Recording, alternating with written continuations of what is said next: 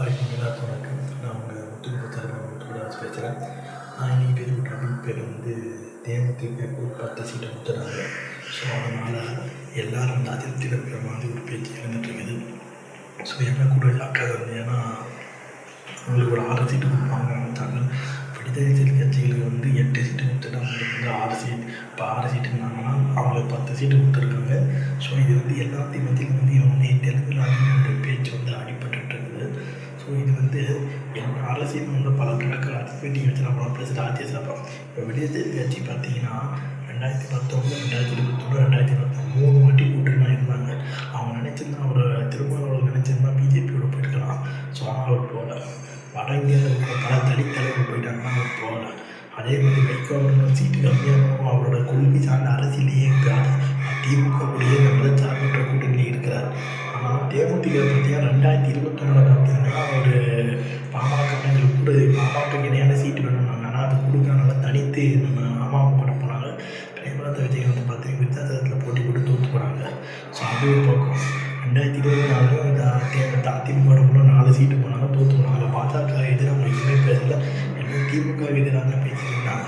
ஆனால் இப்போ வந்து திமுக கூட்டணி வந்திருக்க அண்ணா திமுகலேருந்து தேமுதிக போயிடுச்சுன்னு ரொம்ப பெருசாக எடுத்துக்கேன்னா ஓட்டு வங்கியே கிடையாது. அவன் இங்கே இருந்தால் வேஸ்ட்டு நினச்சிட்டு போய் நீ வேணால் எடுத்துக்கொண்டு ஒரு எப்படி சொல்கிறது ஒரு யூஸர் ஒரு குப்பையை போடுறவங்க அந்த கட்சியை போட்டான்ட்டு அவங்க வச்சு விட்டு அதில் பேசுகிறாங்க. ஆனால் இப்போ வந்து தேமுதிக 10 சீட்டு கொடுத்துருக்காங்க. இடதுசாரிகள் தேமுதிக மதிமுக உங்கள் செல்ற கட்சிகள்லாம் வந்து கோபத்தை உண்டாக்கிட்டு என்ன ஓட்டு வந்து இங்கே கொடுத்துருக்காங்க, இதெல்லாம் தெலுங்குல கன்னடம் அப்படி கொடுத்துருக்காங்க மாதிரி ஒரு பேச்சு எழுதிட்டு இருக்குது. ஸோ 10 சீட்டு உள்ள தேமுதிக அதை வந்து வெற்றி பெறுவதற்கான தொண்டர்கள் இருக்கானது திமுக வந்து யோசனை பண்ணணும்னு சொல்லிக்கிட்டு இடதுசாரிகளை வந்து கட்சியில் சில பேர் பேசிகிட்டு இருக்கிறாங்க. ஸோ தேமுதிக வந்து இந்த சீட்டை வந்து எப்படி நம்ம எடுத்துக்கணும்னு தெரியல.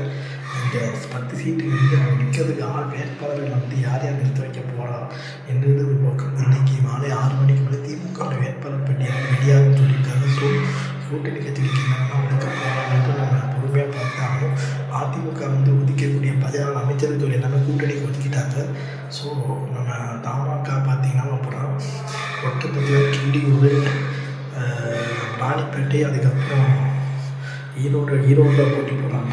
இலக்கியோடு கிழக்கும் மேற்கும் அதனால் ஸோ இப்படி பார்க்குறாங்க.